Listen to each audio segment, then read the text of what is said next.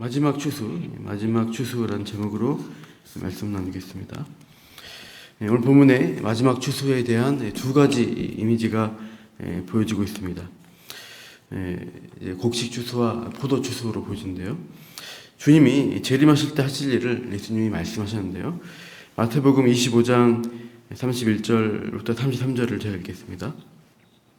인자가 자기 영광으로 모든 천사와 함께 올 때에 자기 영광의 보좌에 앉으리니 모든 민족을 그 앞에 모으고 각각 구분하기를 목자가 양과 염소를 구분한 것 같이 하여 양은 그 오른편에 염소는 왼편에 두리라. 하신 말씀, 우리가 주님이 이 마지막 양과 염소를 구분한 일이 있을 것이다. 그래서 의인과 악인을 구별하고 그들에게 영생과 영벌을 선고하는 일이 마지막 때 있을 것을 말씀하셨습니다. 오늘 본문의 14절부터 16절에 이제 곡식 추수로 17절에서 20절에 포도 추수의 이미지로 그것을 이제 계시록을 말씀하고 있습니다. 14절 보시면 또 내가 보니 흰 구름에 있고 구름 위에 인자와 같은 이가 앉으셨다고 말씀합니다.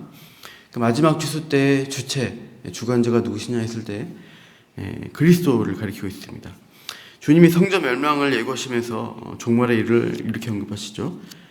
마태복음 24장인데요. 그때 인자의 징조가 하늘에서 보이겠고 그때 땅의 모든 족속들이 통곡하며 그들의 인자가 구름을 타고 능력과 큰 영광으로 오는 것을 보리라. 구름 타고 오시는 인자에 대해서 예수님이 말씀하셨습니다. 오늘 14절에 나오는 것처럼 그렇게 오셔서 마태복음 24장 31절 이렇게 되어 있죠. 그가 큰 나팔 소리와 함께 천사들을 보내리니 그들이 그의 택하신 자들을 하늘 이 끝에서 저 끝까지 사방에서 모으리라. 재림하실 때 하늘 구름 타고 오셔서 이제 택자들을 추수한 일을 하신다고 말씀하십니다. 오늘 본문 14절에 이 금 멜루관 쓰고 예리한 낫으로 익은 곡식을 추수하는 예수님께서 역시 이 익은 곡식을 거두는 모습을 보게 되죠. 15절 보시면 어떤 천사가 인자에게 구름이 앉은 인자에게 외칩니다. 당신은 낫을 휘둘러 거두소서 땅의 곡식이 다 익어 거둘 때가 이르렀음이니이다 라고 말씀합니다. 16절에 구름이 앉으시니가 낫을 이제 휘둘러서 땅의 곡식을 거둡니다. 아까 말씀하신 대로 재림 때에 그리스도가 택자 예수님을 믿는 자들을 자신에게 모으는 어떤 모습을 볼 수 있습니다. 그 다음에 17절 이후에 포도주수의 장면을 이제 보는데요. 또 다른 천사가 하늘에 있는 성전에서 나오죠. 그래서 추수의 일을 맡은 천사인데요. 역시 예리한 낫을 가지고 있다고 묘사합니다. 그리고 18절에 보시면 이제 명령을 내리는 천사가 오는데 불을 다스리는 다른 천사가 이제 명령을 하던데요. 이 천사가 어디서부터 나오는가 보시면 제단으로부터 나온다라고 말씀하고 있습니다. 이 하늘 성소에 제단이 있다고 이제 계시록 앞에서부터 쭉 말씀이 왔는데요. 요한계시록 6장 9절을 보시면 그 제단이 나오는데요. 다섯째 인을 떼실 때 내가 보니 하나님의 말씀과 그들이 가진 증거로 말미암아 죽임을 당한 영혼들이 제단 아래 있어라고 합니다. 그래서 그 순교자들이 하나님께 자신의 순교의 피를 신원하면서 갚아달라고 기도하는 그 제단에서 기도하는 내용들을 보게 됩니다. 그리고 계시록 8장 3절에서 5절 보시면 한번 찾아보실까요? 요한계시록 8장 3절에서 5절 말씀. 요한계시록 8장 3절에서 5절입니다. 한번 같이 읽어보시죠. 또 다른 천사가 와서 제단 곁에 서서 금 향로를 가지고 많은 향을 받았으니 이는 모든 성도의 기도와 합하여 보좌 앞 금 제단에 드리고자 함이라. 향연이 성도의 기도와 함께 천사의 손으로부터 하나님 앞으로 올라가는지라. 천사가 향로를 가지고 제단에 불을 담아다가 땅에 쏟음에 우레와 음성과 번개와 지진이 났더라. 여기 보시면 성도의 기도가 이 제단을 통해 올라가게 되고요. 그것을 천사가 향로와 함께 제단에 불을 담아다가 땅에 쏟는 것입니다. 기도의 응답이 이루어질 때 제단에 불을 가지고 쏟는 장면으로 이 천사가 여기 있는 본문에 18절에 나오는 불을 다스리는 천사라고 또 연결시킬 수가 있겠습니다. 그래서 이들이 이제 성도가 당한 고난과 억울함에 대해서 그 기도에 응답하여 불을 가지고 와서 하나님의 진노를 땅에 쏟음으로 공의가 실현되는 것이죠. 심판이 임한다라는 말씀입니다. 18절 명령해서 낫을 가진 천사를 향해서 포도를 거두라 익었다라고 명령하고 있습니다. 19절 보시면 낫을 가진 천사가 낫을 휘둘러서 땅에 포도를 거두어서 어떻게 하죠? 하나님의 진노의 큰 포도주 틀에 던져놓습니다. 현재 심판받는 이미지로 나타나는데 20절 보시면 성 밖에서 그 틀이 밟히니 틀에서 피가 나서 쭉 성밖 주변에 마일 굴레까지 또 1600 스타디온에 퍼졌다라고 합니다. 이제 전쟁의 이미지인데요. 이제 전투하다 보면 말을 타고 전쟁하다 보면은 이제 적의 피가 말 굴레 이렇게 묻는 현상, 이제 피를 흘리게 되면은 피가 튀면서 묻겠죠. 그러니까 그런 어떤 심판, 전쟁에서 죽이는 이미지로 이렇게 20절에 심판의 이미지가 나타납니다. 여기서 밟는 주체가 이제 이 포도주틀을 밟는 자가 누구인가를 보면 뒤에 약간 19장 15절에 보시면 이렇게 나와 있습니다. 예수님이 백마를 타시고 천상의 주로서 이렇게 심판을 행하신 장면인데요.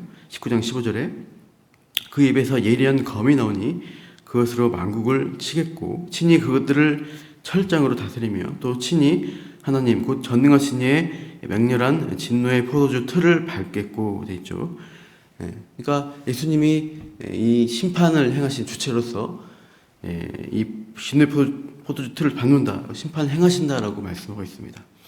만왕의 왕이요 만유의 주라고 하시는 주님께서 재림 때에 심판주로서 신자를 구원하신 일과 또 불신자에 대해서는 심판하신 일을 행하시겠다라고 이 계시록을 통해서 나타나고 있는 것이죠.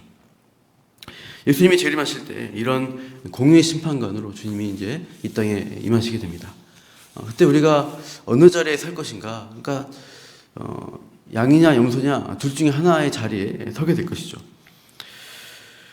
참 우리가 이것을 바라보면서 세상은 뭐 그런 게 어딨냐라고 심판이 어딨냐, 종말이 어딨냐라고 하는데 성경은 구약부터 계시록까지 계속해서 둘 중에 하나라고 분명히 밝히고 있습니다.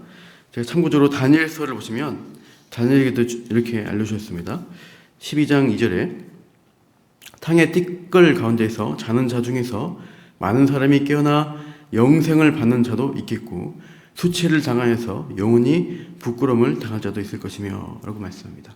둘 중에 하나입니다. 영생이냐 영벌이냐 이렇게 다니엘서에게도 말씀하셨고 또 예수님도 양과 염소의 구분 심판에 대해서 오늘 계시록도 마지막 때 이런 이미지로 재림 때 있을 심판을 예고하셨습니다.